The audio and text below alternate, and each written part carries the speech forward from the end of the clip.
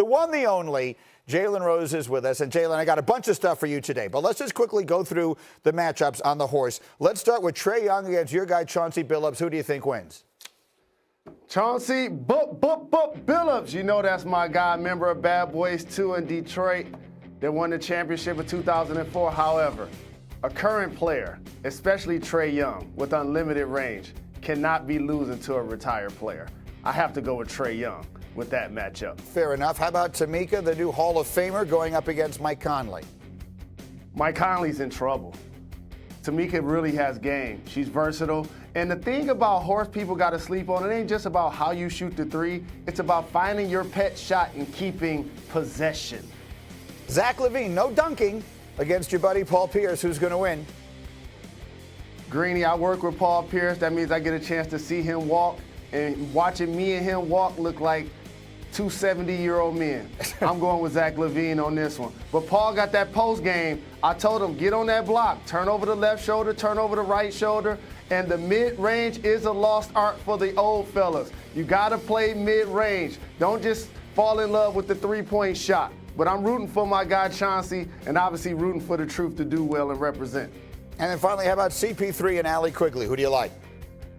I'm going CP3 on this one. He's a wizard with the basketball. He also, again, mid-range shots. Continue to keep possession. It ain't about just making half-court shots. It's about making your shot and making the person follow you. That's where people lose in horse. You ain't got to go behind the back between the legs and shoot it over your head. Just keep possession and shoot your shot constantly if you're going to win. All right, so those are the matchups. You'll see them Sunday night on ESPN. Now, yesterday, I had our mutual friend, Stephen A. Smith, on the program.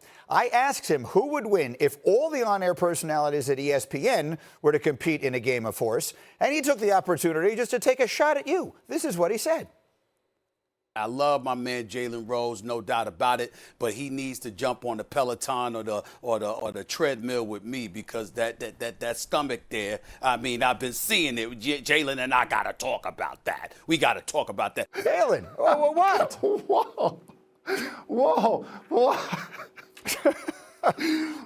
Well, first off, that's the difference between a commentator and an analyst. You asked him about a horse game, and all he did was try to take shots at me. Don't put your imperfections onto me, Stephen A. Smith. I'm not skinny fat. And another thing I have to stress, I think a lot of times covering the game and being next to Allen Iverson and being in the locker room has made Stephen A. Smith believe he actually played professional basketball. He did not.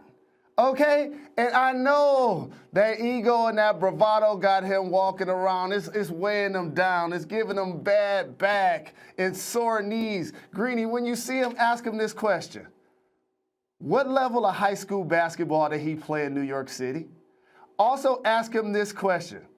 How many games did he play in college, D3? And how much did he average? He got a scholarship, Greeny, and flamed out. He didn't even make it all 4 years. He was writing about the coach. That's how he got into the industry. He don't belong in the pro category. I'm taking Dan Orlowski. Marcus Spears was talking about his stats. You ain't never heard Stephen A. Smith talk about stats. I seen him box online. You seen that footage? I seen him shoot against James Harden online. You see that footage?